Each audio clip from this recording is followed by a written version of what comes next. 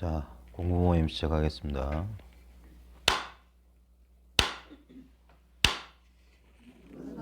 예, 반갑습니다. 공부 모임 시작 전에 공지사항 알려드리고 시작할게요.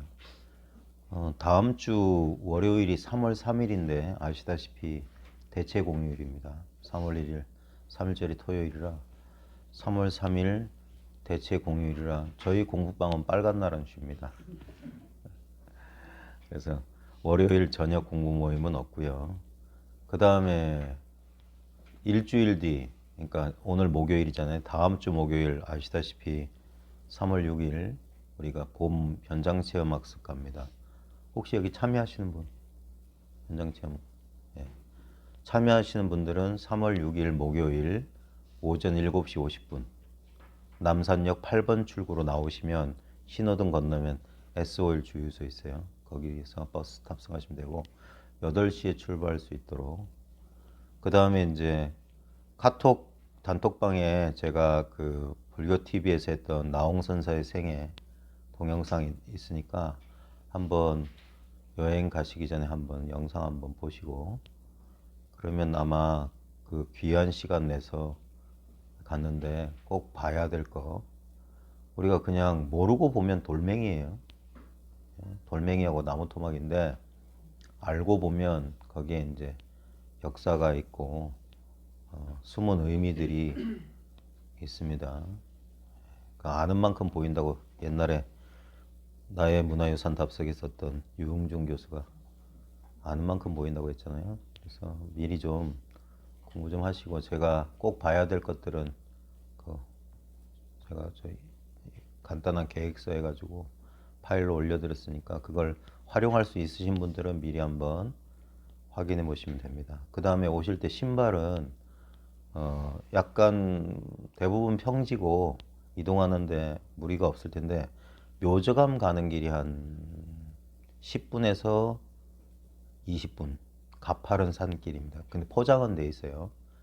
콘크리트 포장돼 있는데 아주 가파른 산길입니다. 한 500m 정도인데, 그래서 운동화 또는 등산화를 추천드립니다. 미끄러지지 않는 신발, 편한 신발 꼭 준비해 주시길 바랍니다. 그 외에는 아마 대부분 평지예요. 예, 그래서 무사히 잘 다녀올 수 있도록 하고, 그 다음에 우리가 이제 심령결사 시작하면서 우리가 했던 그 어록에 나오는 그 선사들이 살았던 유적지를 첫 해부터 보조국사, 우리가 처음 정예결사문 수신결로 시작할 때 송광사에 들려서 송광산 관음전 뒤에 그 보조국사 감로탑 거기부터 시작해가지고 진가국사 탑, 그 다음에 뭐 선운사 등등 기타 등등 경주 남산 답사답 갔던 것 같고, 그런 기회를 봄 가을로 예, 가는데 아무래도 부산 공부방에 현장에서 참여하시는 분 위주로 이렇게 진행하려고 널리 알리진 않았습니다. 그래서 참여하신 분에게만 신청을 받았고, 그래서 왜냐하면 너무 많은 분들이 참여하게 되면 좀 뭐라 그럴까 제대로 안 돼요. 그래서 앞으로도 좀 소규모 한 그런 전세버스 한 대 미만의 인원으로 기회가 될 때마다 갈까 합니다. 예. 이상 공지사항입니다. 3월 3일 저녁 공부 모임 쉬고 3월 6일은 하루 통째로. 그래서 그날 차량에서 보내는 시간이 많을 테니까 혹시 저 멀미 하시는 분들은 좀 미리미리 준비하시기 바랍니다.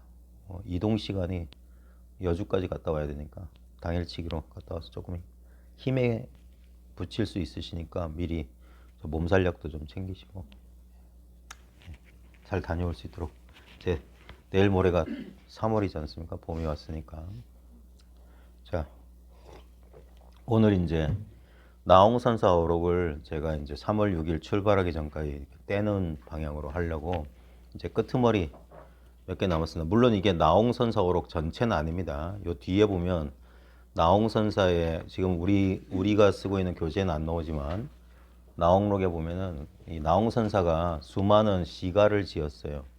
백납가, 뭐 여러분 잘 아시는 그 청사는 나를 보고 말없이 살라고 뭐 그런 시가들이 많아요. 근데 그건 전부 생략했고 발췌본입니다. 그래서 한번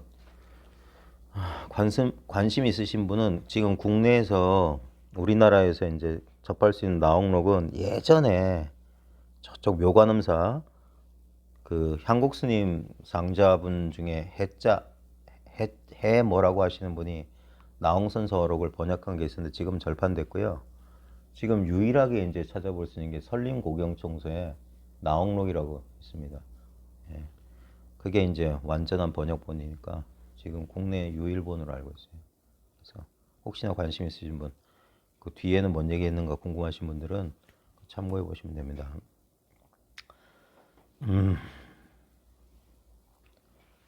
자, 앞에 제가 늘 앞에 군소리를 했는데 예? 다 군소리죠, 군소리. 부질없는 소리고. 근데 이제 아는 사람에겐 군소리지만 아직까지도 이 일을 밝히시지 못한 분들에겐 그 군소리가 도대체 뭔 의미인지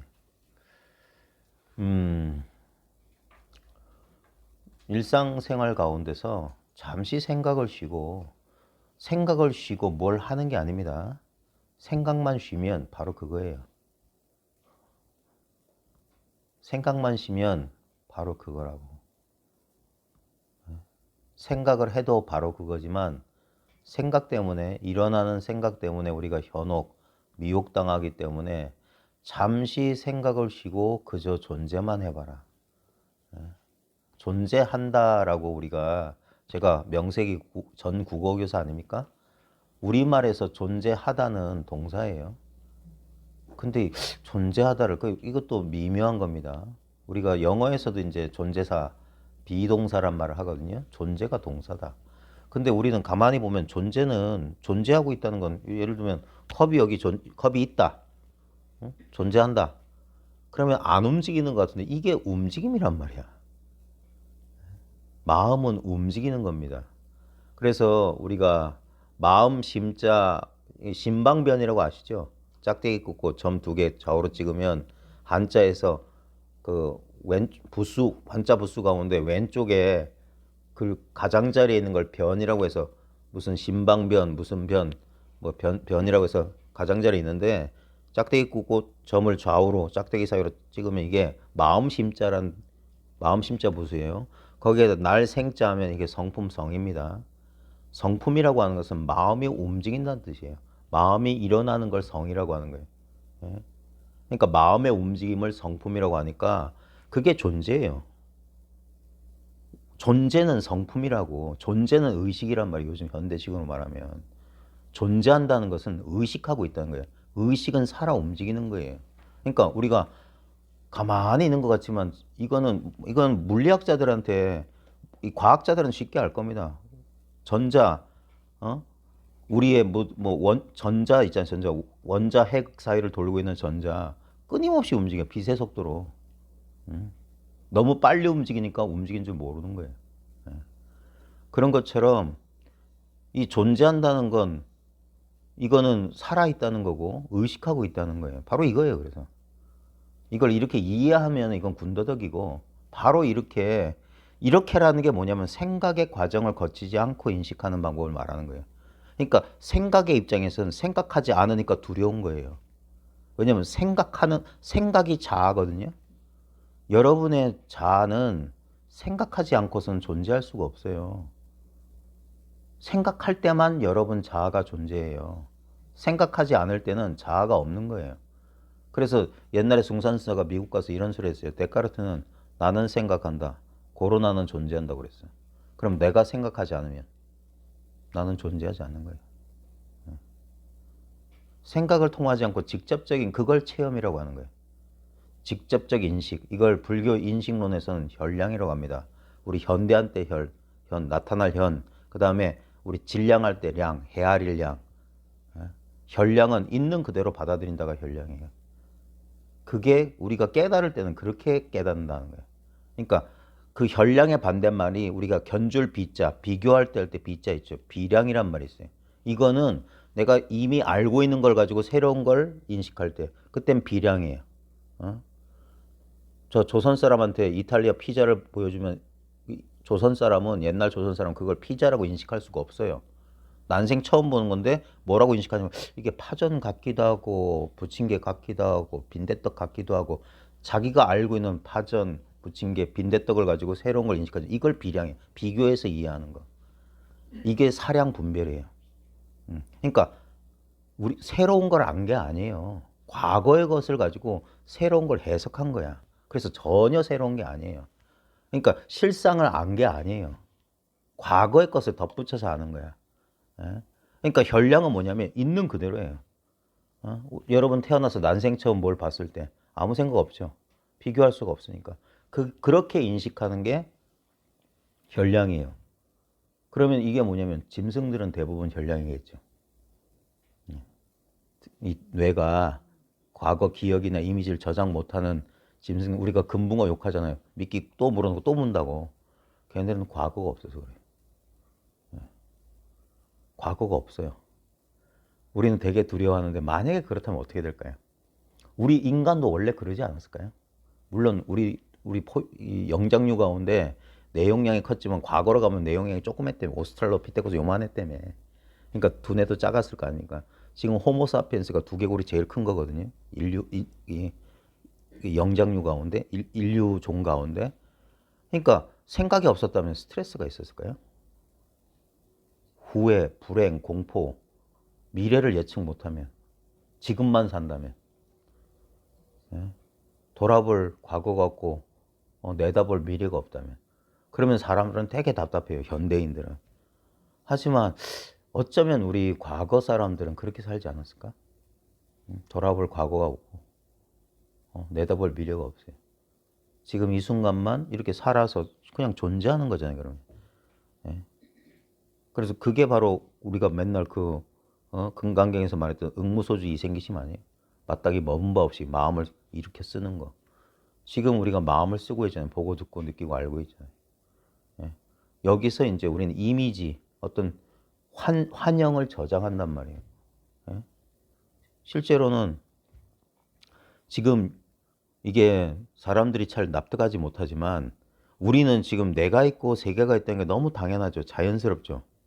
근데 분명히 여러분 엄마 뱃속에서 나왔을 때부터 여러분 보고 듣고 느꼈는데 왜 그때는 내가 있고 세계가 있다는 거 왜 모르죠? 그러니까 이게 분별의 소산이니까 이게 실제로 이렇다는 거 우리가 확신할 수가 없어요. 왜냐면 우리는 이렇지 않은 상태를 살아봤기 때문에 전혀 기억이 없는 그 시기 있잖아요. 그 시기에도 분명히 살아 있었어요. 근데 분별은 없었어. 그러니까 나도 의식하지 못했고 나를 의식하지 못한다는 건 세계를 의식하지 못했다는 거예요. 내가 있다는 건 세계가 있다는 거예요. 그게 분별이야. 그게 꿈의 세계라니까. 꿈의 세계는 반드시 나와 세계가 이렇게, 그러니까 우리 지금 현실이 바로 꿈이라는 명백한 증거가 내가 느껴지고 세계가 나와 나 아닌 게 느껴져. 이게 꿈이란 말이에요. 꿈에서만 이래. 근데 우리는 꿈도 없는 깊은 잠을 경험해 봤죠. 아무것도. 그게 바로 우리가 태어났을 때 그 모습이라니까. 그게 죽은 게 아니에요. 살아있는데 나도 의식 못하고 세계도 의식하지 못해. 무분별의 상태로 우린 살아왔다니까. 그리고 매일 우리는 뭡니까? 그 꿈도 없는 깊은 잠을 돌아가잖아요. 그 시간에서만 어떻게 됩니까? 깨어있는 동안에 꿈꾸느라고 소비했던 에너지를 깊은 잠 속에서 보충하지 않아요? 예? 그래서 잠 안 자면 우리가 안 먹으면은 한 달, 두 달을 버틴다며요. 예? 근데 잠 안 자면 한 달 안에 미치거나 죽을 겁니다. 한 달도 못 가요. 일주일만 잠 안 재우면. 그 해인사 맨날 일주일 용맹정진 하잖아요. 그때 되면 가관이라고 하대요. 막 헛게 보이고 사람들이 갑자기 뭐 방석 들고 갑자기 나가. 별의별 일이 다 있답니다. 3일쯤 되면 몽롱해지기 시작하면서. 그리고 고문 중에 하나가 잠 안 재우는 거잖아요. 자려고 하면 두들겨 패고 물 뿌려버리고 계속 감방 안을 돌게 만들고. 그럼 미쳐요. 그러면 불게 다 돼 있어. 그러니까 잠잔다는 게 뭡니까? 거기가 우리의 고향이에요. 수행자여 돌아가라. 진리의 고향으로. 생각 없는 자리. 원래 그 자리. 우리가 근데 잠들어야만 거기 가냐고. 아니요. 생각만 쉬면 그 자리야. 그러니까 마음을 쉬어라, 마음을 쉬어라. 직화무심이면 바로 구경각이다. 곧장 무심해지기만 하면 그게 최후의 깨달음이다. 다른 얻을 수 있는 깨달음은 없어요. 예? 그게 그게 심신미묘법이라 하는 거야. 이미 그 자리에 있으면서도 우리는 분별 속에 살고, 예?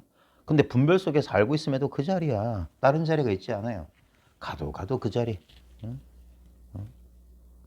이미 도달했어요. 근데도 그 사실을 모르고 사방팔방으로 마음이 헛되게 막 그 싸돌아다니는 마음을 주저앉혀라. 그래서 좌선이라고 하는 거야. 예? 마음을 주저앉혀야지. 몸뚱아리만 주저앉아 있으면 마음은 저 콩밭에 가 있는데 그게 무슨 좌선입니까? 마음을 주저앉혀야지. 마음을 주저앉히는 방법이 뭡니까? 생각만 쉬면 마음은 생각이 발이 달려서 여기 갔다 저기 갔다 하지. 어찌 우리 마음이 어디를 갑니까? 예? 마음은 전체가 봐요. 꿈의 세계가 전체 꿈이 그대로 마음 아닙니까? 꿈속의 주인공이 뉴욕을 가건 뭐 이탈리아를 가건 그 꿈속에 있었던 거예요. 마음을 떠난 적이 한 번도 없어. 그러니까 가도 그 자리. 가도 그 자리야. 우리가 분별하니까 여기는 부산, 저기는 서울, 저기는 뉴욕 이러지. 하지만 직접적인 우리 경험 뭡니까? 한 번도 눈앞을 떠난 적이 없어요. 지금 여기. 이 절대적인 현존을 떠난 적이 없다는 거예요. 떠날 수도 없고. 왜? 그 속에서만 나와 세계가 펼쳐지잖아요. 너무나 명백한 사실임에도 불구하고 사람들이 분별하니까 그래. 생각만 쉬면 바로 이거예요. 생각을 쉬기 때문에 체험할 자와 체험할 것과 체험하는 일이 없어요. 그게 진짜 체험이라고. 여기서 이상한 느낌을 받아서 어떤 인식이 떠올랐다. 아, 알겠어요. 그거는 현상이 벌어진 거야. 꿈꾼 거예요, 꿈꾼 거. 무슨 느낌을 느꼈다. 그거 그냥 오고 가는 느낌이에요. 왔으니까 갈 거라고 내버려두라고요. 예. 절대적으로 오지도 않고 가지도 않은 늘 인생 100년 36,500날 늘 반복하는 것이 다만 이놈이더라. 그 선녀를 썼던 천목중봉선사는 천목중봉이 아니라 뭐야? 그 고봉 원묘선사. 그 사람은 송장 끌고 다니는 놈 화두를 스승이 줬어요. 근데 송장 끌고 다니는 놈 화두가 안 들려. 근데 어느 날 점심 먹으려고 식당에 딱 갔더니 그 식당에 오조 법연선사가 머물렀는 그 절이었는지 오조 법연선사 그 초상화가 그려져 있고 거기에 주련이 이제 중국에는 이렇게 기둥 같은데 글 써놓잖아요. 거기에 인생 100년 36,500날 늘 반복하는 것이 다만 이놈이더라. 이거 보면서 딱 깨달았어요. 여러분 매일매일 반복하는 게 눈앞에 이거잖아요. 이거. 그걸 이놈이라고 표현한 거예요. 이놈 또는 이것이라고 하기도 하고. 그게 바로 이거예요. 이거. 근데 우리의 인식은 이것을 이것이라는 어떤 것으로 이렇게 탁 틀을 지우려고 해요. 그게 아니라니까. 가리켰지만 아무것도 안 가리킨 거라고. 이거 끝이에요. 뭘 느끼거나 아는 게 아니에요. 그러면 대상이잖아. 지금 아무것도 못 느끼고 아무것도 아는 거 없는 이거 말하는 거 이거. 이것만 변함이 없잖아요. 알아도 여기서 알았다 했다가 좀 있으면 내가 그때 알았나? 몰랐다 했다가 그래도 이거잖아. 응? 좀 더 쉽게 말해드릴까요? 나하고 아무 상관없는 거. 나하고 아무 상관이 없어요. 그러니까 우리는 이거라고 하면 맥이 풀려. 에이, 그럼 뭘 이거라고 하는 거야? 그래도 이치로나마 슬쩍 알아들거든. 에이, 그럼 이거 알아서 내가 뭐가 달라? 그게 뭔가 내가 이러고 있는 거야. 네가 바로 이것이라니까. 근데 이거는 싫지. 이것이고 싶지. 알아서 하세요. 내 책임은 아니니까. 그게 각자의 몫이야. 그건 어떻게 해드릴 수가 없어요. 그러니까 가르쳐 드릴 수는 있어. 가르쳐 보인다니까. 바로 여기 있다. 그 다음은 당사자의 몫이에요. 어떻게 구워 삶아 드시든 뭐 어떻게 하시든 알아서 하십시오. 그까지는 부처님도 그건 못 해드려요. 다만 이렇다는 겁니다. 그러니까 공부를 오래오래 진실한 마음으로 꾸준히 해보라는 겁니다. 그러면 여러 가지 별일들이 다 있을 거예요. 별일들이. 알았다 몰랐다 체험했다 체험 못했다 다 지나가고 나면 이겁니다. 이거. 예. 그러면 껄껄껄 웃는 거예요. 이건 본래 일이 됐다. 그제서야 이 선사들의 모든 말이 막힘없이 통하게 돼요. 아, 이분들이 봤던 게 결국 이거였구나 하면서. 그래서 그 선어록의 무문각 같은 데 보면 이거예요. 예? 이 조사관을 타파하면 삼세 제불과 눈썹을 맞대고 본다 그랬어요. 같은 관점에서 보고 손을 맞잡고 다닌다. 같은 자리다 이거 같은 자리. 예. 그렇게 확인해 보는 거예요. 자기 공부를. 예. 이게 불분명하면 다른 사람 말에 속아요. 대부분 뭡니까? 자기를 못 믿으니까 권위자들을 믿어요. 권위자들을 믿게 돼. 근데 권위자들이 진짜 권위가 있는 사람들이라면 문제가 없는데 마음 공부에 있어서만큼은 권위자가 따로 없어요. 마음 없는 사람 봤어요? 수십 년 뭐 산에 들어가서 돛 닦으면 이거 잘할 것 같아요? 어떤 의미에서는 그래서 더 안 될 수도 있어요. 헛고생만 직사게 할 수 있어.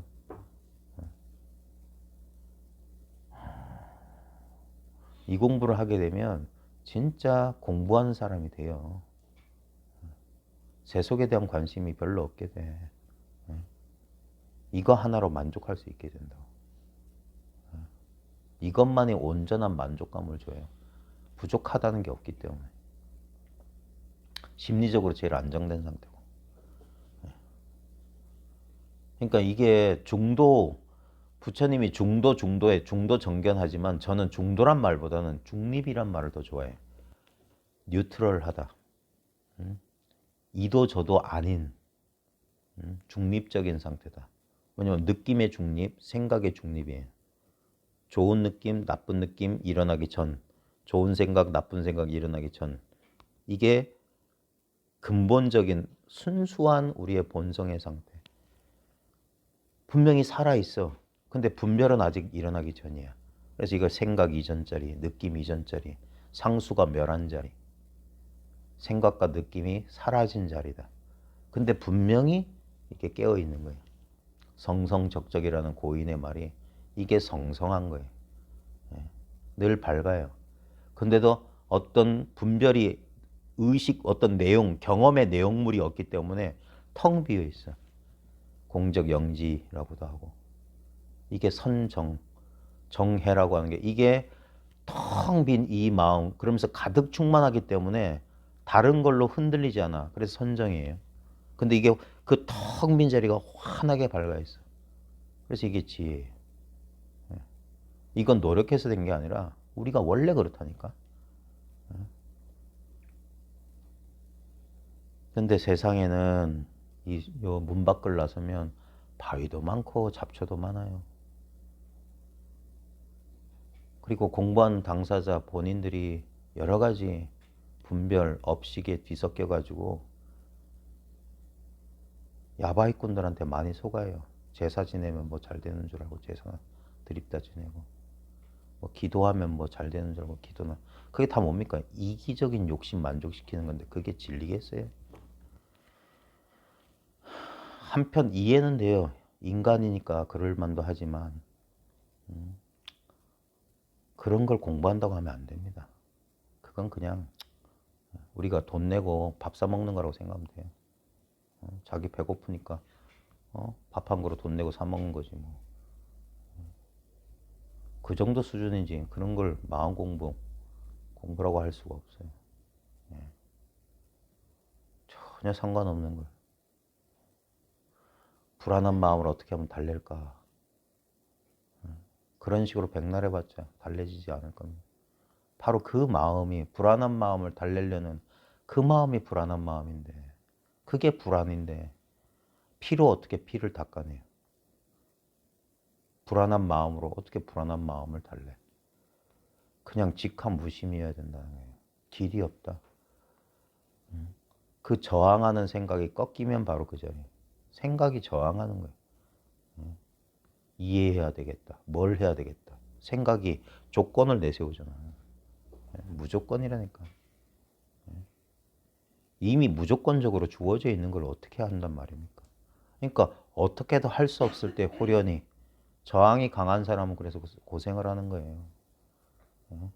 그냥 순수하게 그냥 자기를 내려놓는 사람은 어렵지 않게 이 사회를 깨칠 수 있어요. 그러니까 누구나 깨달을 수 있다는 말이 그거예요. 누구나 이거 마음 없는 사람이 어디 있어요. 이러면 다 경험하잖아요. 지금 사이렌 울리잖아요. 저런 걸 법문이라고 한다고. 설보인가 현상가 어느 날 설법하려고 법당에 오르려니까 창가에 제비가 와서 짖었어. 그러자 설보인가 현상가 정확히 누군지 모르겠지만 오늘 법문 끝났다고 내려갔다니까. 제비가 울었잖아요. 들었잖아. 그러면 됐지. 옛날에 지금은 돌아가셨지만 저 백담사에 설악무산 조오연 스님이라고 계셨어요. 시 짓고 담배 피고. 그분의 공부가 제가 어떤지는 잘 모르겠는데 불교 TV에서 해제 법문하는 거 딱 한 번 보고 참 반했어요. 딱 오더니 죽비도 안 들어. 보통 요 밑에 저 뭐야 그 시자가 뭐 목탁이든 치든지 해가지고 뭐 청법 가고 하잖아요. 안 하더라니까. 올라와서 자기가 손으로 하고 인사해. 그리고 제가 올라와서 여러분을 보고 여러분이 저를 봤으면 이게 법문 다 했다. 그리고 뭐 수고했다고 내려가 버렸어요. 1분 안 걸렸어요. 되게 해제 법문이었어요. 여러분이 나를 보고 내가 여러분을 봤다. 그러면 됐어요. 바로 지금 보고 있는 이거잖아. 이걸 모르니까 사람들이 왜 하는 거야. 90일 동안 화두 들어가지고 화두가 어떻게 되든가. 그러니까 화두를 들어서 무슨 느낌이 화두에 몰입이 돼가지고 이런 느낌이나 아니면 그 자기를 꽉 가로막고 있던 화두가 탁 터지면서 온몸으로 시원한 기분 느끼면 그런 게 돋터진 줄 알아요. 그런 걸 가지고 사람들한테 견성했다고. 본인이 그렇게 가르치진 않아도 사람들은 그런 느낌 받으면 자기가 견성했다고 착각들 한다니까.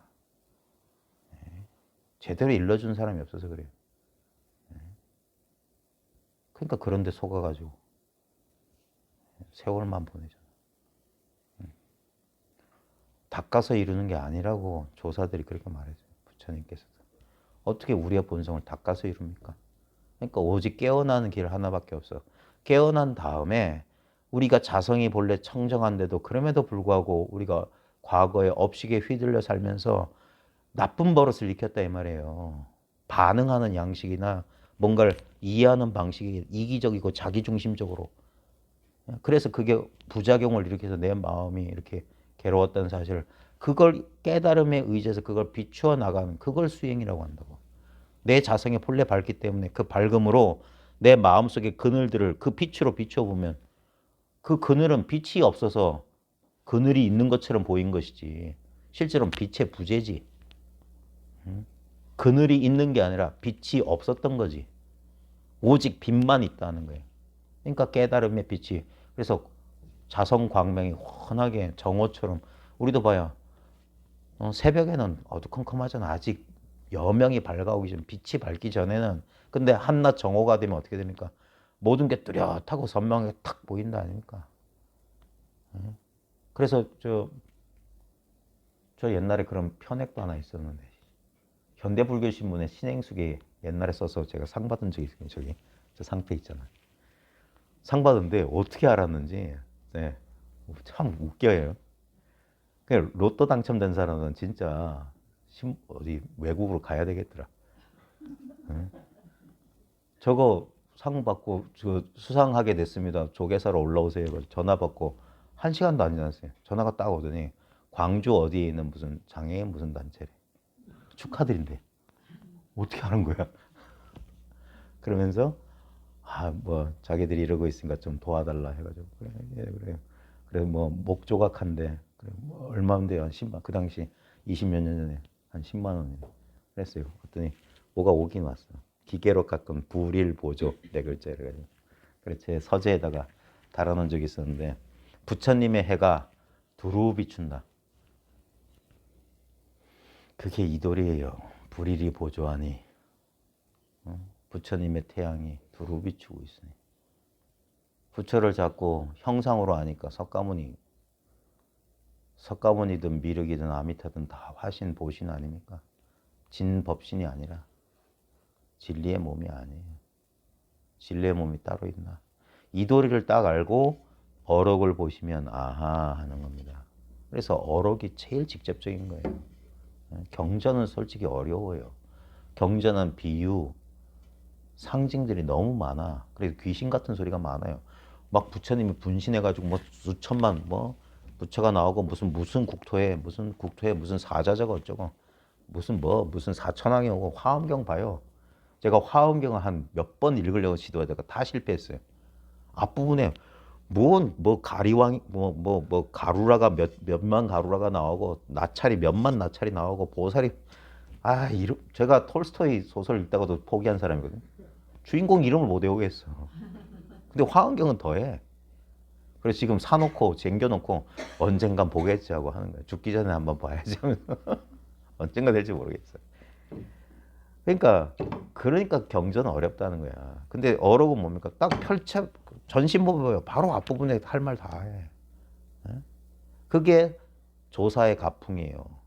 부처는 활등처럼 애둘러 말하지만 조사는 그냥 활줄처럼 곧장 말한다. 그리고 곧장 말하고 곧장 깨닫는 가풍이 이게 선풍이다. 선의 가풍이다. 그러니까 그 자리에서 깨달으면 5분도 걸리지 않을 수 있어. 실제로 그런 사례들이 비일비재했고 우리 공부 모임에서만 그런 사례들이 한두 번이 아니었는데 당장 이렇게 5분도 안 돼서 바로 설명만 듣다 보면 하고 아는 거지. 어려운 게 아니지. 그 다음에 이제 진짜 이게 맞나? 생각의 침노를 이 생각을 여법하게 이래서 이런 거구나. 그러면 생각이 여기에 의문을 제기 안 해요. 그럼 생각은 사라지는 거야. 그래서 의문이 딱 사라지고 그럼 명징해진다. 이 명징한 마음을 가지고 그럼에도 불구하고 뭡니까? 아직까지 해소되지 않은 어두운 부분들을 그걸 계속 밝혀내는 거예요. 미세유주라고 하는 우리의 미세망념들이 있어요. 아주 뿌리 깊은 그게 거의 죽을 것 같다니까. 그러니까 죽기 전까지는 해소가 안 되는 것들이 있어요. 그러니까 살아서 죽으라 자꾸 하는 거예요. 그러면 진짜 죽음은 없다는 거예요. 살아서 죽어버리면. 마음을 쉬어버리면 그 사람을 어떻게 염라대왕도 데려가지 못한다는 거예요. 마음을 쉬어버리면. 그런 얘기 절집에서 안 들어봤어요? 옛날에 큰 고승이 있었어. 근데 이 고승이 도를 깨달으니까 염라대와 그 염라국 그 치부책 있잖아요. 그 명단에 분명히 사람은 있는데 데려갈 수가 없어. 명단에 있다니까. 태어난 이상 죽어야 되는데 안 보이는 거예요. 몇 번이나 그 나찰들이 저승사자들이 출동했는데 안 보이니까 못 잡아오는 거야. 그러다가 이 사람이 돌을 닦아가 돌을 깨닫고 나니까 이게 우리 같은 귀신 눈에 안 보이는구나. 이걸 붙잡아 가야 되는데 어떻게 하지 하다가 뭡니까? 나중에 이제 그 관찰하다가 수채꾼형에다가 채소인가 쌀 한 톨을 이렇게 딱 흘려 보냈대. 그러다가 그 무심했던 도인이 이러다가 이 물건을 함부로 낭비하는 그거 보고 그냥 갑자기 한 생각 화가 탁 아니 어떤 놈이 이랬었는데 화를 타는 여기 있네 하면서 그대로 잡아갔다. 한 생각이 일으키면 생각이 자하기 때문에 본래 없는데 한 생각 일으키면 거기 나가 있게 된 거예요. 재밌는 얘기 하나 드릴까요? 우리는 어떤 사람의 말이나 행동에 대해서 그 사람한테 복수하고 싶을 때 화를 일으키잖아요. 그건 만나게 말 그냥 하잖아요. 그거 달라이라마가 이런 소리 했어요. 화를 내서 뭔가 그 분풀이 하려는 사람은 독약을 먹고 독약은 자기가 먹었는데 상대방이 죽기를 바라는 사람과 같아요. 지가 독약 처먹고 저놈이 죽으라고 죽어. 그게 화다 화. 우리는 자기의 그 억눌린 마음을 분풀이 하려고 화를 내는데 화의 맨 먼저 수혜자는 자기 자신이다. 자기 자신을 상하지 않고서는 어떻게 할 수가 없어요. 마찬가지예요. 남이 잘 되기를 바라는 마음도 그 선한 마음의 첫 번째 수혜자는 뭡니까? 나예요.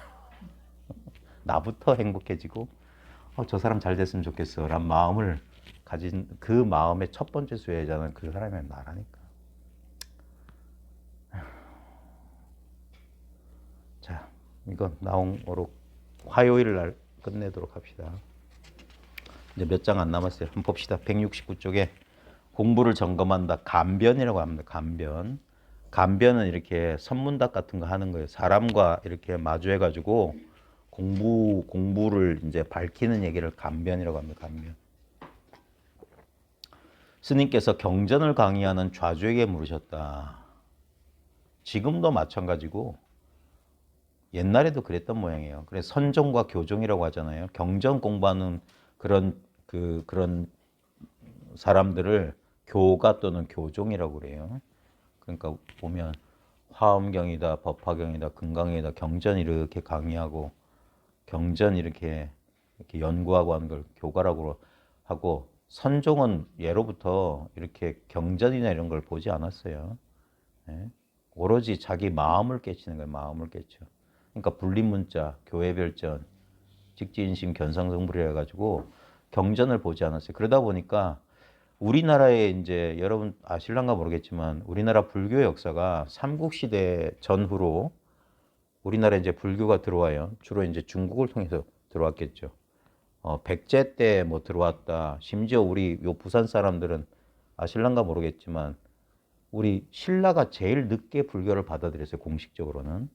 그 법흥왕 때 2차 돈이 순교하면서 그러면서 공식적으로 불교를 받아들였는데, 우리 저 김해 쪽에 가면 가락고 김수로왕 시대에 이미 허황우가 인도 아유타국에서 배를 타고 김해에 도착해서 김수로와 결혼하면서, 그때 그 허황우와 같이 왔던 그 오빠?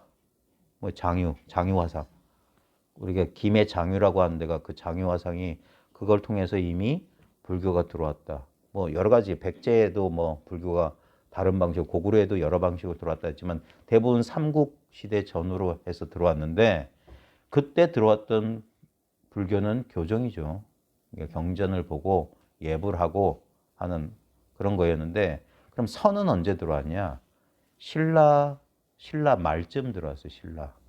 예, 여러분 잘 아시는 구산선문이라 가지고 9개의 선을 하는 그 절들이 뭐 생겼어요. 그래서 저 희양산 봉암사, 예?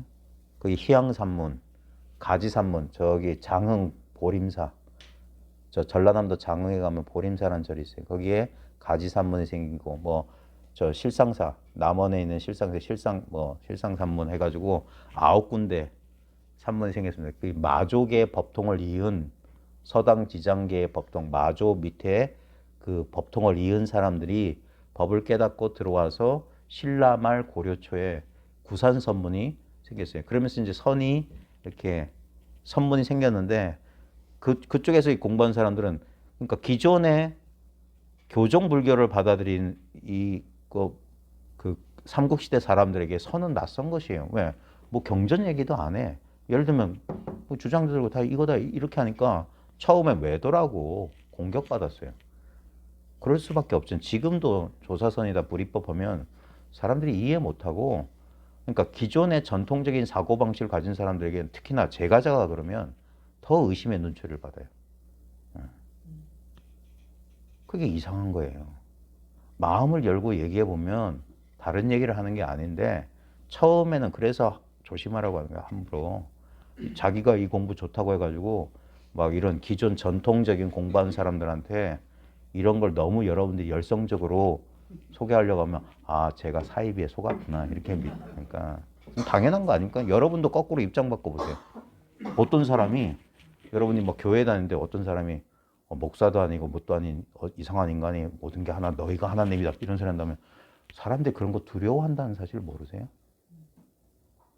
절집에 가서 네가 바로 부처야, 닦을 필요 없어 하면 그거 쉽게 받아들이겠어요? 그거는 큰 스님들 하는 말이고 뭐 이런 식의, 그건 경전에 나온 말이고, 그래도 우린 닦아야지 뭐 그러겠지. 그러니까 말이 안 통한다고요. 오해만 살 수 있어요. 노력에 비해서 별 효과가 없어요.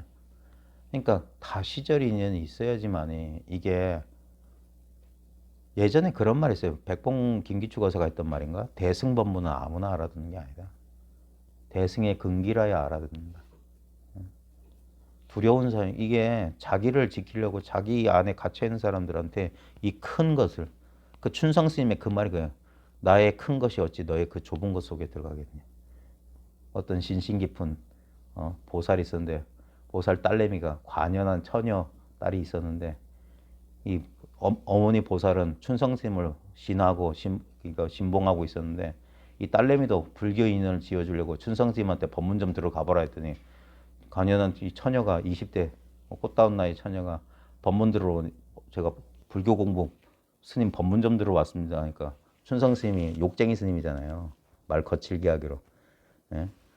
옛날에 그런 일화도 있어요. 춘성 스님이 뭐 기차 타고 가는데 교회 전도사가 막 전도하더래. 예? 부처님은 죽었지만 예수님은 죽었다가 다시 부활하셨다니까 춘성 스님이 야, 죽다가 살아난 건 내 족밖에 본 적이 없다. 대놓고 웃으시네. 그런 사람 그런 식이었어요. 일체격식. 근데 그분이 치열하게 공부하신 분이에요. 유명한 일화가 있어요. 그 도봉산 망월사에 주로 계셨다는데 그때 정철 스님이 20년 장잡으로 한다 하니까 진짜 그런가 하고 문구모로 이렇게 보고 그거 흉내내다가 탈나신 분이야. 그랬던 일화도 있어요. 근데 그 처녀가 와서 불교 좀 법문 들어왔다니까 나의 이 큰 것이 어찌 너희 그 좁은 것 속에 들어가냐고. 이 젊은 처자가 잘못 알아듣는 거. 이 망측한 요즘 같았으면 바로 고소 아니에요? 너 고소. 성희롱. 그 어머니한테 얘기했더니 어머니 그 선생님 너무 흉측하더라고. 지 큰 것이 어떻게 내 좁은 곳에 들어온대. 그러니까 이 보살은 오랫동안 모시니까 이게 바보야. 그 스님의 큰 가르침이 네 좁은 소견머리를 가지고 어떻게 이해한 그 소리다 하는 거예요. 그게 대승의 근기라야 듣는다. 예. 그러니까 이제 수행이나 그런 쪽에 또 이게 기질의 차이도 있어요. 기질적으로 막 이렇게 꼼꼼하고 막 이렇게 체계적인 거 좋아하는 사람들은 그런 식으로 그러니까 남방불교가 이거 잘 보면 이 불교도 사회 계층적 성격이 있어요. 윗바사나나 이런 남방 수행하시는 분들은 대부분 고학력, 경제적 여유 있는 사람들이 많아요. 주로 초창기 윗바사나 수행은 법조인들하고 의사들이 많이 했습니다. 지금도 정신과에서 누구 막 불교 TV에서 하잖아요. 그런 사람들은 그런 게 체질에 맞아. 쫙 머리가 좋으니까 쫙 청정도론 엄청 두꺼운 책에 저 있어요. 네, 2권짜리. 그 윗바사나 16단계 쫙 하는 거예요. 그런 사람들은 법조문 보고 막 의학서적 이렇게 공부 열심히 하는 사람들은 그런 게 체질이 맞아요. 분석적으로 들어가는 게. 근데 좀 저같이 성질급하고 좀 머리가 별로 똑똑하지 않은 사람들은 그런 복잡한 걸 못해요. 그러니까 그런 거 있잖아요. 뭐 설명서 안 보고 무조건 만져본 사람도 있잖아. 설명서들을 이렇게 하는 사람 있는가 하면 어떤 사람은 설명서도 안 봐요. 하다가 그런 식의 스타일이 있는 사람들은 이 선이 체질에 맞아요. 그게 이제 대승의 근기라. 근데 공부하다 보면은 부처님의 참뜻, 그 우리 개경기에 보면 무상심심 미묘법 백천만급 난조 금문견 특수 원의 진실열이 마지막 그 사구에 원컨대 열애의 진실한 뜻을 알고자 합니다. 이게 구도자의 심정이에요. 진짜 부처님의 간절한 뜻이 뭐냐 이거예요. 우리에게 무엇을 일러주시려 했는가. 무상, 위 없이 위 없고 깊고 깊은 이 미묘한 법을 내가 이제 받아 지니고 있습니다. 이거 백천만급에 이거 만나기 어려운 법이에요. 이거 아무것도 아닌 것 같죠. 이 법을 만나지 못하고 어쩌녁에 돌아가신 분은 어쩔 거냐고. 평생 도를 닦아도 공부를 해도 이 법을 만나지 못하면 다음 생에 말이 좋아서 다음 생에지 다음 생애를 기약할 수가 있어요. 그러니까 잘 현명한 이 판단력을 가지고 잘 한번 공부해 보란 말입니다. 진짜 법이 뭘까? 맨날 남의 거 부러워하고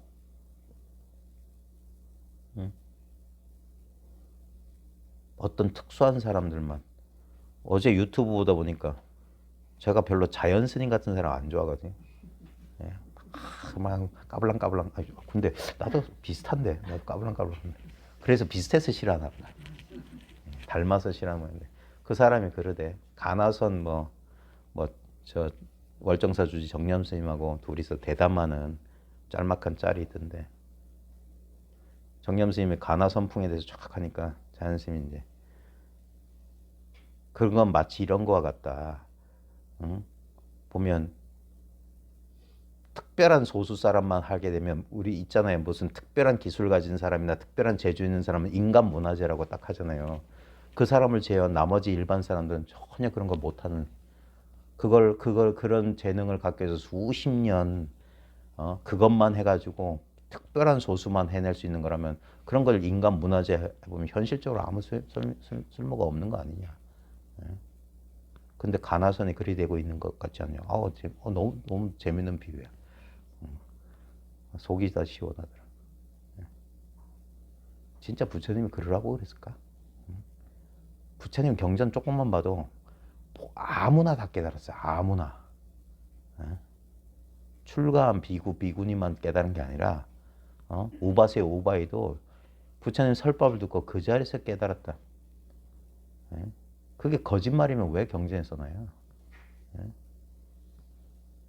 수행해서 깨달았다는 것보다 설법 듣고 깨달았다는 게 훨씬 많아요.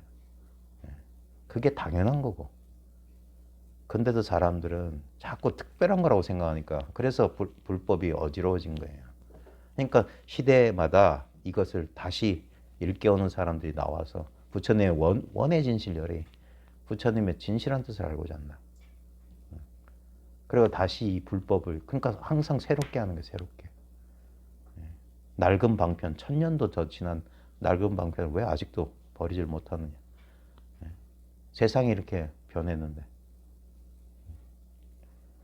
원래 그 방법이 있었단 말도 안 해요. 1000년 전에 나타난 방법이야.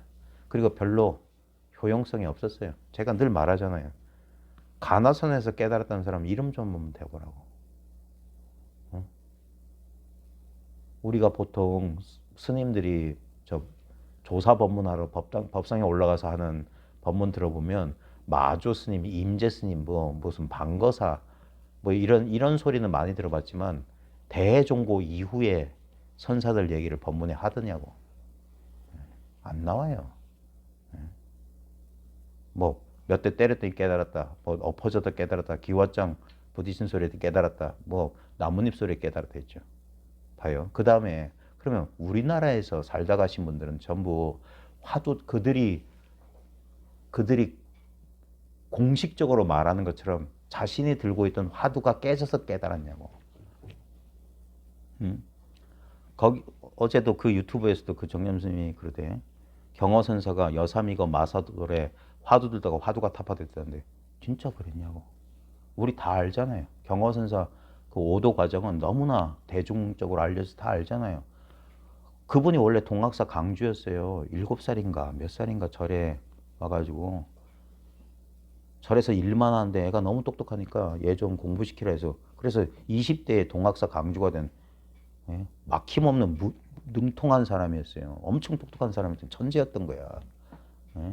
근데 강주였는데 자기 환속한 자기 스승 만나러 갔다가 콜레라가 창궐하는 마을에 갔다가 그 콜레라 창궐에서 죽은 시신 사람들이 병에 쓰러지는 거 보면 죽음의 공포를 느꼈는데 자기가 어려서 절에 들어서 익힌 불경 공부가 아무짝에 쓸모없다는 걸 깨닫고 학인들을 다 물리치고 문 걸어 잠그고 칼에 타구에 받치고 그래 공부를 하려면 이 경전 공부 가지고 안 되는구나. 자기는 해봤으니까 강사였잖아. 자기가 가르친 사람인데. 그러니까 본인 잘 알지. 내가 아무리 불교 지식 많아도 죽음의 공포를 못 이겨. 그러면 책 본 건 있어가지고 참선에서 깨달았다 소리 하니까 참선 조선시대 고려 때부터 우리나라는 가나선이니까 화두 들어야 된다는데 화두 의심이 안 된다. 보통 이목구 무자, 만법기일, 정전백수자 그 사람이 모를 리가 없잖아요. 강사인데. 그러니까 전등록을 보다가 여삼이거 마사도래 나귀의 일이 가져야 하는데 말의 일이 도래했다. 요건 모르겠어요. 그래서 그걸 들었어요. 그러고 있는데 그게 타파된 게 아니잖아요. 그래서 턱에 받치고 나귀의 일이까지 하는데 말의 일이 도래 이게 모르겠는데 이러고 있는데 자기 시봉이 속가에 내려갔다가 그 삼이 아버지인가 뭐 이처사란 사람이 무슨 뭐 하냐니까 저러고 있다니까 스님이 살아생전에 도를 못 깨치고 죽으면 남이 다음 생에는 소로 태어난다. 그 시주 빚을 갚아야 되니까. 어이구 그럼 큰일이다니까. 야 너만 너는 스님이 돼가지고 그따위로 말을 못하냐. 그럼 어떻게 대답해? 아니 소로 태어나도 콧구멍이 없으면 되죠. 이렇게 답은 못하냐. 그럼 안 잡힐 거 아니냐. 콧줄에 안 낄 거 아니냐. 에? 소가 콧구멍이 없어? 그러니까 신기한지 이 말을 자기 절에 들어서 자기 도반한테 하필이면 경화선사 문 앞을 지나가다가 그 얘기를 했대. 그러니까 봐요. 경화선사가 어째서 여삼이고 마사돌의 의심 속에 화두 삼매 들었어요? 삼매 들었으면 그 소리가 들려요? 못 들어갔다는 소리잖아. 안 들어간다니까 못 들어간다니까. 그러니까 바깥에서 콧구멍이 없다 소리에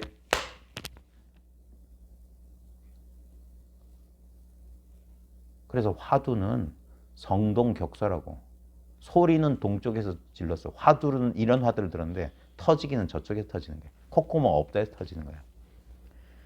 그러니까 화두도 방패내는 말이 그거예요.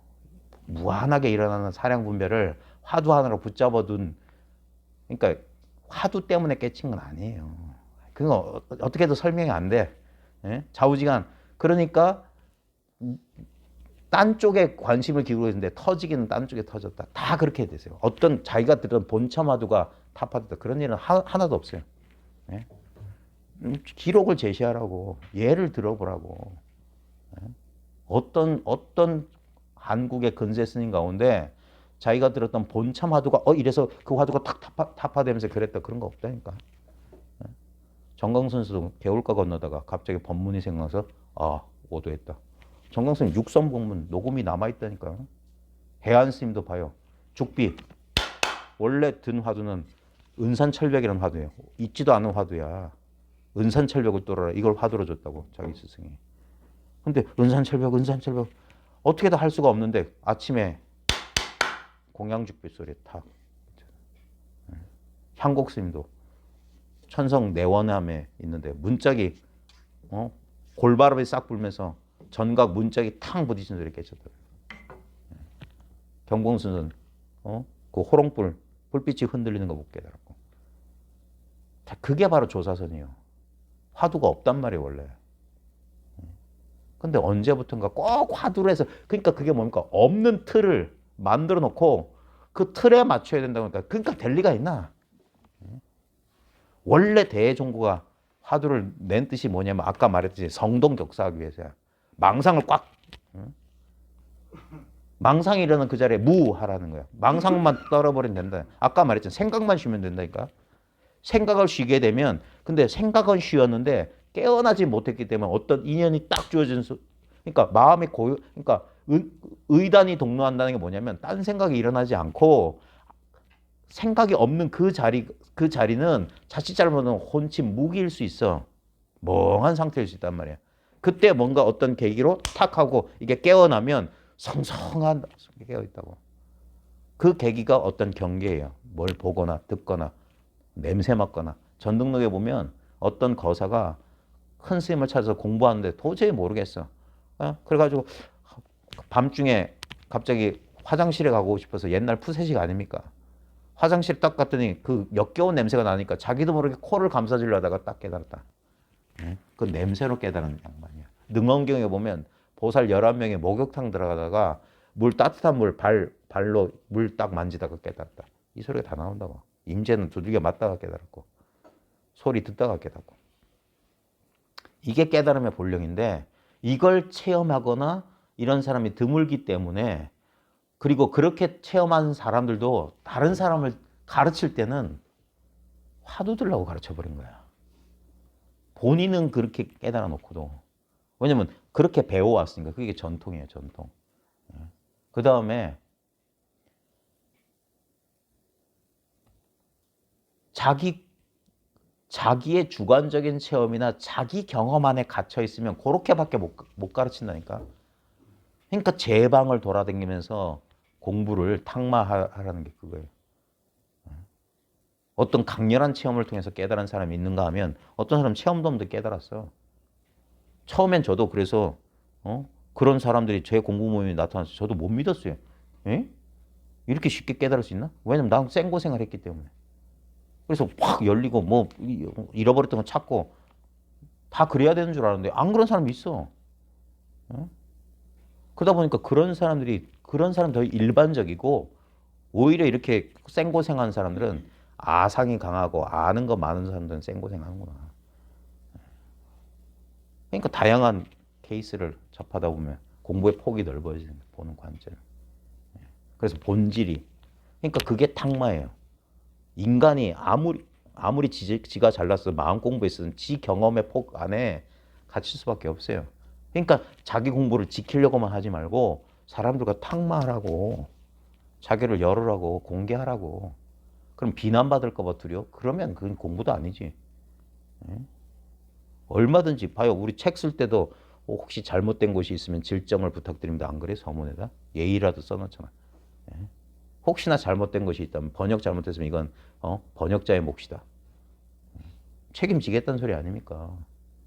그래야지 소통이 되고 공부가 이거지는 건데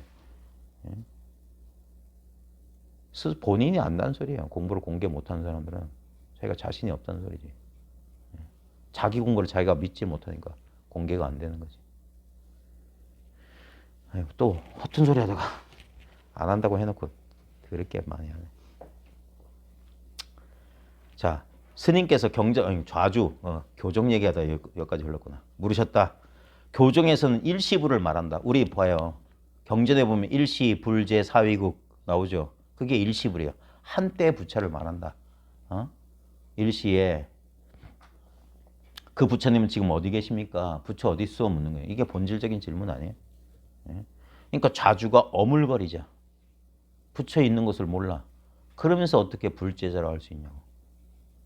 입으로만 부처님, 쓸 때만 부처님, 책 볼 때만 부처님 하면서. 그 부처 어딨냐? 어물거리자 스님께서는 악 하고 하를 했다 이 말이에요. 소리 한번 외치고. 뭐냐? 이게 일시불을 가르쳐주는 소식이잖아요. 억 하면 뭡니까? 듣고 있잖아요. 근데 이렇게 하면 듣는 이거 이러면 그 망념이에요. 그런 게 없어야 돼. 불신 충만 어법계 보현일체 군생전. 부처님의 몸은 이 법계에 충만하여 일체 중생 무리 앞에 이렇게 두루 나타나 계시네. 그 다음 뭐예요?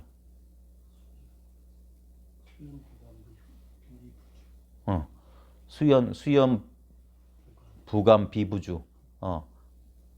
인연 따라 감응하여 두루 하지 않으면 없는데 인연이 있으면 눈에는 보이고 들리고 냄새 맡고 수연 부감 비부주나 이항처차 보리자라. 항상 이 보리 깨달음의 자리를 떠나지 않네.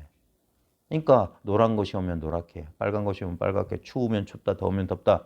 그게 수연 부감하는 거예요. 인연 따라 감응하는 거라. 그래서 두루 감응한다 이 소리야. 근데 언제나 깨달음의 자리. 하면 뭡니까? 이거 딱 죽비 들면 이 자리 탁 한 대 맞으면 바로 지금 당처 말하는 거예요. 당처. 여기가 보리자 아니냐? 보리자. 응?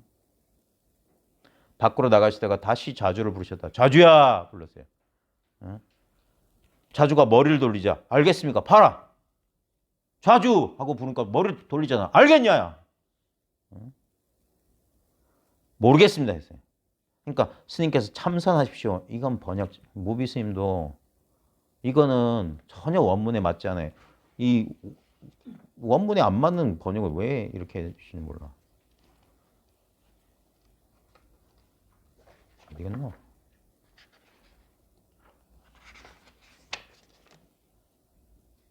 (186쪽에) 보면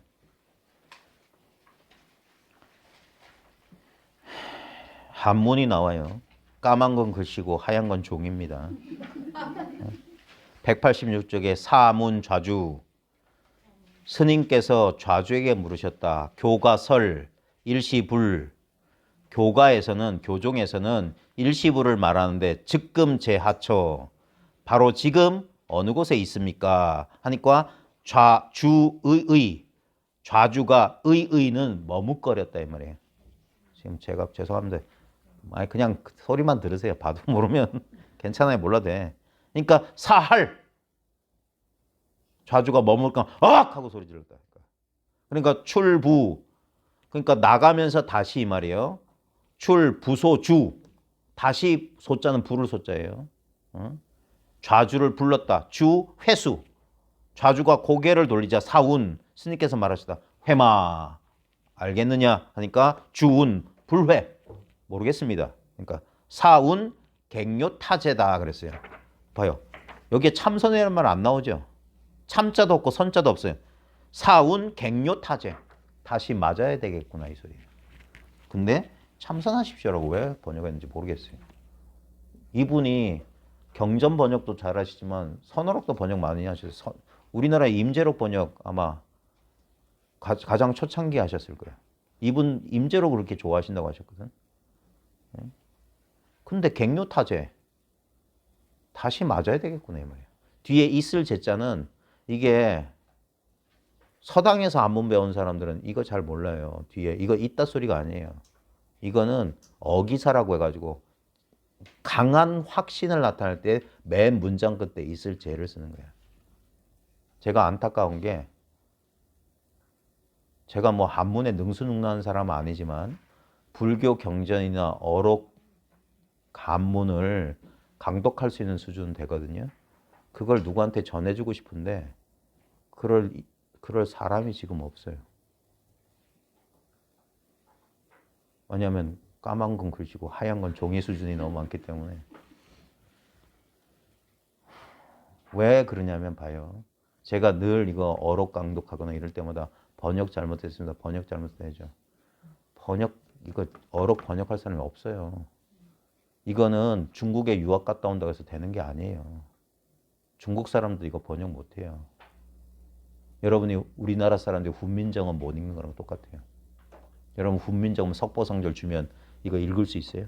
분명히 아는 글자도 나오지만 모르잖아요. 옛날 글자랑 옛날 표기, 우리가 알고 있는 거 훈민정음 비슷하니까 알지만 읽기도 어렵고 뜻을 알기가 어려워요. 실제로 한번 훈민정음 그 원문 보시라고. 마찬가지 중국 사람들 눈에도 그렇게 보인다고. 이 한자가. 그러니까 걔네들도 한문을 띄엄띄엄 읽어요. 근데 뜻은 모르겠어요. 그러니까 걔네들도 사전 찾아요. 우리랑 똑같다고. 한중일이 똑같아. 그러니까 어학으로 되는 게 아니에요. 어학 실력도 분명히 있어야 되는데 그러니까 두 개를 갖춰야 돼. 법도 알고 어학도 어느 정도 되면은 진실한 뜻을 이해할 수 있어요.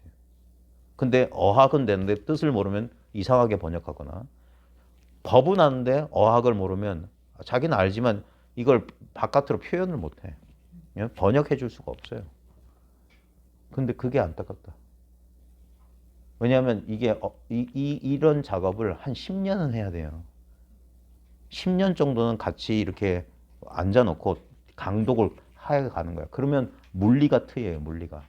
법리도 트이고. 그렇게 하고 싶은데 그럴 사람이 없어요.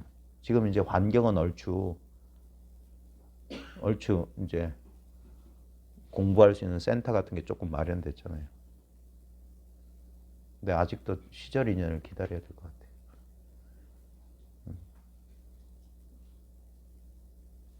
보통 젊은 사람들은 한문에 관심 없고 한문을 어렵다고만 생각해.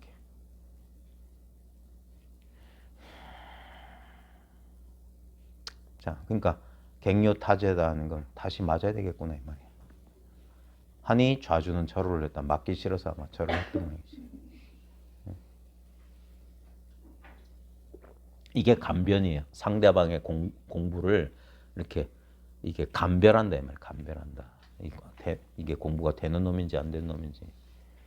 스님 셋이 와서 절을 올리자 스님께서 물으셨다. 세 스님이 함께 오셨으니 이 가운데 한 분은 반드시 지혜가 있을 것입니다. 이게 공자님 말씀이잖아요. 삼인행이면 필요하사라. 반드시 스승이 있다. 나의 스승이 있을 것이다. 그러나 그 지혜로도 이르지 못하는 것은 무엇입니까? 이게 이제 본분사를 물은 거예요. 요 세 스님 오셨으니까 이 가운데 한 분 정도는 지혜가 있을 텐데 그 지혜로도 이르지 못하는 게 뭡니까? 묻는 거예요. 말이 없어요. 그러자 단계를 낮춰. 지혜는 말에 있지 않습니다. 이 두 번째 말은 어떻습니까? 그러자 또 스님들이 말이 없어. 스님은 그렇다면 세 번째로 깜깜한 칠통이라는 건 어떤 것입니까? 이건 뭡니까? 대놓고 욕한 거예요. 이 칠통아. 칠통이 뭡니까? 여러분 저 가끔 우리 동네 옛날 동네에 보면 그 교자상 뭐 고친다 하면서 오칠을 해주는 사람 오잖아요. 예? 부러진 상다리 붙여주고 한다는 사람들. 그래서 상다리 이렇게 개다리 소반 들고 나오면 이 사람이 뭐 이렇게 오통 해가지고 깡통에 보면 거기 보면 짙은 밤색 그 오통 있죠. 그걸 칠통이라고 한다고. 옷 칠자잖아요. 칠이. 칠이 우리 한글로 옷이란 뜻이에요. 옷. 옷칠이에요. 그래서 옷. 예? 그게 칠통이에요. 오통이란 말이에요. 오통. 옷이 검은색이기 때문에 아주 짙은 갈색이기 때문에 근데 옛날에는 그런 은색 깡통이 아니라 항아리였기 때문에 뭡니까? 안 보이는 거예요. 속이 컴컴하게. 이 지혜가 박지 못한 사람들을 칠통하라고 욕을 했던 거예요. 또는 밥통이란 말도 썼습니다. 진짜. 이 밥푸대야. 한문으로 뭐더라? 한글 번역하면 밥푸대라는 한자 말이 있어요. 이 밥자루야, 밥통아, 이 말. 밥만 처먹는 놈아. 공부를 해야지 밥이나 처먹고 있냐. 그래서 이번에도 말이 없어요. 그냥 스님께서 말씀하셨다. 오늘 이 노승의 살림살이를 여러 스님에게 다 들키고 말았습니다. 이게 뭔 말입니까? 요 내가 스님들한테 간파당했습니다. 이 소리야. 내가 스님들을 간파한 게 아니라 스님들이 나를 간파했습니다. 첫 번째 일구. 지혜로도 이르지 못하는 게 뭡니까? 지혜는 말에 있지 않다는 말은 뭡니까? 이 깜깜한 칠통아. 이건 뭡니까? 라고 물었는데 상대방이 말을 못했는데 내 살림살이가 여러분들은 다 드러났군요. 이렇게 말. 앉아서 천하 드십시오. 스님께서 도가 수행자인 한 도사에게 물으셨다. 어디서 오십니까? 호주에서. 오스트레일리아는 아닐 겁니다. 아마 지명 이름이겠죠. 그렇다면 노자 어른을 보았습니까? 보지 못했습니다. 눈이 어떻게 되었습니까? 왜냐하면 노자라고 하면 소 타고 있는 늙은이 3000년 전에 이미 죽은 사람 뭐 이렇게 생각했으니까 그런 거예요. 진짜 노자가 어딨냐 이거. 우리 봐요. 불가에서 부처를 2600년 전에 고타마 시다르타라고 하는 건 분별속이라. 아직까지 진짜 부처를 못 본 사람들이라 그래. 부처는 마음이에요. 심즉불이라 마음을 보지 못한 사람 봤어요? 그럼 도가 입장에서 노자는 뭡니까? 도를 가리킨 사람이에요. 도. 장생불사. 늘 살아있고 죽지 않는 도. 그게 노자지. 그러니까 노자 보았습니까? 늘 봐야지 노자를. 원래 노자는 늙을 노자에 아들 자자. 늙은이란 뜻이잖아. 늙은이. 뭐가 늙은 거냐고. 이게 늙은 거예요. 왜? 세월이 한량 없는 거기 때문에. 노자를 왜 못 보냐고. 이걸 선문에서도 비슷한 말합니다. 비슷한 말을 해요. 구시인. 옛날 그 사람. 늙은 사람. 주인 옹. 주인 늙은이. 맨날 보고 있잖아. 그러니까 너 눈이 어떻게 됐습니까? 이렇게 묻는 거예요. 보고 있잖아요. 그러자 도사가 절을 했어요. 뭐 겸연쩍어서인지 알아들었는지 그러니까 스님께서 말씀하셨어요. 노자가 석가에게 절합니다. 이건 약간 도교보다 불교가 좀 수승하다, 좀 낫다라는 그런 식의 표현이에요. 뭘 노자가 석가에게 절해. 하나만 더 합시다. 이건 착어라고 해가지고 이미 어떤 그 기연에 자신의 개인적인 의견을 이 착어란 말은 현대 우리 쓰는 말 가운데 코멘트, 촌평 이런 뜻이에요. 코멘트예요. 코멘트. 스님께서 산 아래 한때기 쓸데없는 밭, 산하 이게 뭐더라 일편한전지 원문에 아마 그렇게 되겠구만. 한 조각에 한가한 노는 땅이다 이 말이야. 일구지 않은 땅 있잖아요. 이게 뭐냐면 마음을 이렇게 표현합니다. 마음을 산 아래 한때기 쓸데없는 밭이래. 한가한 밭, 일구지 않은 밭. 이게 우리 본래 마음을 이렇게 표현하는 거예요. 이게 우리 본래 마음이 산 아래 한때기 쓸모없는 밭이다.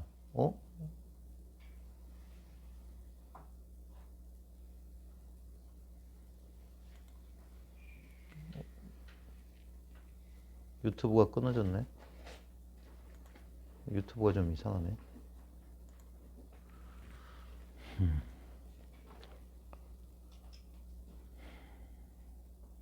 거기에 대해서 이제 착오를 하신 거예요. 이 마음에 대해서. 물건이 주인이 나타나면 눈을 번쩍 뜨고 손을 모으고 간절히 조사에게 묻는구나. 물건이 주인이 나타나면 눈을 번쩍 뜨고 손을 모으고 간절히 조사에게 묻는다. 그러니까 우리는 이게 마음이다 뭐다 하면은 마치 어떤 죽어버린 관념이나 대상처럼 이렇게 이해하는데 이 산아래 한때기 쓸모없는 밭을 알아보게 되면 이 마음이 뭐 이게 물건 아닙니까? 이 물건, 이 마음이 주인이 나타났다. 이걸 알아본단 말이에요. 그러니까 눈을 번쩍 뜨고 손을 모으고 간절히 조사합니다. 살아 움직이는 게 바로 마음이다. 예? 이 마음에 대한 촌평을 말하는 거예요. 다시 말씀하세요. 또 코멘트를 달았어. 내 집의 본디 계약서는 어디다 두고 몇 번이나 팔았다가 다시 사는가? 이 마음이라고 하는 것은 본래 내 거예요. 나라고. 그러니까 내 집의 본래 계약서. 이게 벌써 처음부터 내 거였는데 이걸 모르는 사람들은 이걸 얻으려고 이걸 구하려고 몇 번이나 수행한다 뭐 한다. 그걸 계약서는 어디다 두고 몇 번이나 팔았다가 다시 사냐. 이걸 구하고 잃었다 구했다 깨달았다 못 깨달았다 왜 이 짓거리 하고 있냐 이 말이야. 본래 이건 내 건데 나를 한 번도 떠난 적이 없는데.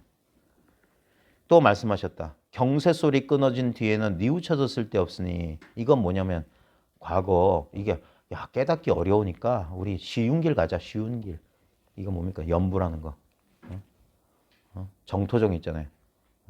연불에서 극락 가자. 이게 쉬운 길이다. 우리 노는 입에 연불한다 소리가 그래서 나온 거예요.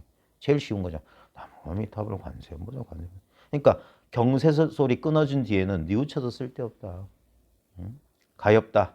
소나무 대나무가 맑은 바람을 끌고 오는구나. 그러니까 막 이렇게 연불에서 정토 가고 막 그러려는 그렇게 하려는 사람. 지금 소나무 대나무가 맑은 바람을 끌고 온다. 있는 이대로 이 세상 이게 바로 정토다. 죽어서 경세 나무아미타불 해서 공덕지어서 저 구품 상생 그런 연화대 그런 데 가는 게 아니야. 그건 전부 사람의 상상이야. 예? 바로 지금 여기 소나무 대나무 맑음 이 청풍을 이끌어오는 이 자리 여기가 극락이지 따로 있는가. 한 말씀 더 했다. 이익이 군자로 움직인다. 군자는 이익 보기를 이익을 절대 돌아보지 않아야 되는데 이 군자가 우리 마음이에요. 이게 이익은 뭡니까? 분별이에요. 분별. 우리한테 좋은 거 그런 게 여기에 경계에 우리 본래 마음에 혹한다. 마음에 대한 촌평이야. 이걸 알아보면 이 마음은 상생하게 살아있다. 첫 번째 촌평. 그 다음에 이건 본래 내 건데 이걸 어디서 바깥에서 구하냐. 왜 또 계약하고 또 그러냐. 사고팔고. 두 번째 촌평. 이거는 연불에서 뭐 어디 가려고 그래봤자 소용없어. 맑은 바람, 소나무 대나무가 맑은 바람 이끌어온다. 그 다음에 한 말씀 더 했다. 이 본래 마음은 이렇게 완벽한데도 군자가 이익의 마음이 흔들리듯이 이 본성자를 놓치고 또다시 경계를 쫓아간다. 그게 뭡니까? 좋고 나쁨을 분별하기 때문에 이익과 손해를 따지기 때문에. 그러니까 다시 한번 처음 말씀으로 돌아가자면 마음을 푹 내려놓으면 마음을 내려놓는다는 말도 어폐가 있어요. 왜? 마음을 든 적이 있어야지 내려놓지. 마음이란 걸 들 수도 없고 내려놓을 수도 없는 건데. 육조단경에서 육조를 쫓아 대유령 고개까지 찾아왔던 도명상자가 해명상자가 육조의 의발을 들지 못했다가 그 말이에요. 의발은 왜 의발을 못 들어요? 의발은 법을 상징하는데 법을 어떻게 들어요? 법은 들고 내려놓을 수 있는 게 아니야. 법밖에 없어요. 둘이 없기 때문에 들 자도 없고 들 것도 없어요. 내려놓을 것도 없고 내려놓을 자도 없어. 그게 본래 일인 겁니다. 제가 입 아프게 요즘 유튜브가 현명해졌는지 쓸데없는 소리 하지 말라고 소리가 안 나가도 그 다음에 쓸데없는 말 하지 말고 지가 알아서 꺼지네. 참. 왜냐면 전부 군더더기예요. 내가 했던 말 모두 군더더기. 이 효봉스님 열반송입니다. 내가 했던 말 모두 다 군더더기. 누가 뭐 무슨 소식을 묻는다면 달이 일천강에 비친다 하리. 효봉선사 열반송이. 그 효봉스님 상자가 법정스님이었고, 그분의 무소유, 그 무소유가 내가 물질적 소유, 그가 있는 바 없다가 무소유예요. 소유가 무하다, 있는 바 없다, 본래 무일물, 온 개공, 오직 마음뿐인 도리가 그 도리입니다. 그게 무소유예요. 아무리 많이 가져도 가진 게 없어요. 아무리 없어도 없는 것도 없어. 없는 게 아니야. 이건 있어. 이것만 유무 떠났어요. 얻을 수도 없고 내려놓을 수도 없는 거. 그래서 오직 이것뿐이다. 이 도리를 밝혀야지 그 헛된 분별에서 벗어나서 분별 아닌 자리에서 안심인명하는 겁니다. 살아도 삼바가 없기 때문에 죽어도 죽는 게 아니야. 그래서 한 세상 소풍 온 듯이 살다 가는 도리가 여기 있단 말입니다. 예. 우리가 맨날 저 나들이만 다닐 수 없잖아요. 실컷 놀았으면 이제 집으로 돌아가야지. 아까 수행자여 돌아가라 진리의 고향으로. 마음 쉬는 자리, 분별 없는 자리. 처음도 그랬고 끝도 그래요. 그래서 우리는 돌아간다는 거예요. 예. 왔던 그 자리로 돌아가는 거라. 어디로 가버리는 거 아니에요. 원래 자리로 돌아가는 거예요. 원래 자리. 우리가 한 생각도 일어나지 않는 그 자리에서 나왔다가 한 생각도 일어나지 않는 그 자리로 돌아갈 뿐입니다. 그래서 나왔다가 돌아간다 말하지만 한 번도 그 자리를 떠난 적이 없어요. 그게 나지도 돌아가지도 않는 도리. 그러니까 이게 미묘한 법이라는 겁니다.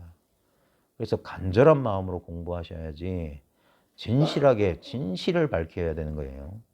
내 일신을 어떻게 해보자. 그걸 소승적 태도라고 하는 거예요. 그 내승의 법문은 아무나 듣는 게 아니에요. 근기가 돼야 되는 거예요. 결국 못 버텨요. 욕심내가지고 이런 공부도 있는가 해서 하려고 하죠. 불과 얼마 버티지도 못해요. 저는 이 공부를 10년 이상 꾸준히 하지 못한 사람하고는 대화를 할 수가 없어요. 그 정도는 돼야지, 아까 말했듯이 이제 대화가 좀 되겠구나. 그 정도 돼야지 말귀를 알아듣는다는 거예요. 그러기 전까지는 여전히 사량 분별 속이에요. 분별 속. 그러니까 꾸준히 이거는 본인이 좋아서 하면 할 수 있을까? 억지로 되는 게 아닙니다. 억지로. 병만 나요. 병만. 그래서 자연 인연에 맡겨서, 그러니까 시절 인연을 기다리는 거예요. 이렇게 장사 저기 옛날 교통부라고 하는데 아세요? 보림극장 있고 그 근처 철길 넘어가는 길목에 다 쓰러져가는 낡은 집 한 채가 있거든요. 보셨을까 몰라. 고물상이 하나 있어. 그 편말에는 골동품상이라고 돼 있지만 가보면 고물상이야. 누가 저런 거 사갈까? 근데 그 가게 아저씨는 제가 중학교 때부터 그 가게를 봤거든요. 아직도 거기 있어. 손님 하나 기다리는 거야. 전 맨날 거기 지나가면서 저걸 누가 산다고 저거 펴놨을까? 근데 사는 사람이 있으니까 안 망하고 있는 거 아닙니까? 이 공부, 저도 이게 이제 가게 문을 열어놨잖아요. 맨날 안 팔려. 맨날 구경만 하고 그냥 가. 들었다 놨다. 근데 언젠가 시절 인연이 도래하면 사람 알아보는 사람이 있을 거라. 오강단진 줄 알았더니 이게 고려 청자인 줄 알아보는 사람이 있을 거예요. 그러니까 장을 펼쳐놓고 기다리는 거예요. 그러니까 장사하는 사람이 조급하면 안 돼. 이 물건의 가치를 알아볼 사람한테 팔아야지. 물건 가치도 모르는 사람 때를 기다려야 되는 겁니다. 공부하는 사람도 마찬가지고 다 때가 있습니다. 저 위에 올라가면 금정탕, 목욕탕에 편말이 있어요. 다 때가 있다. 다 때가 있습니다. 네, 마치겠습니다. 유튜브가 왜 끊어졌냐?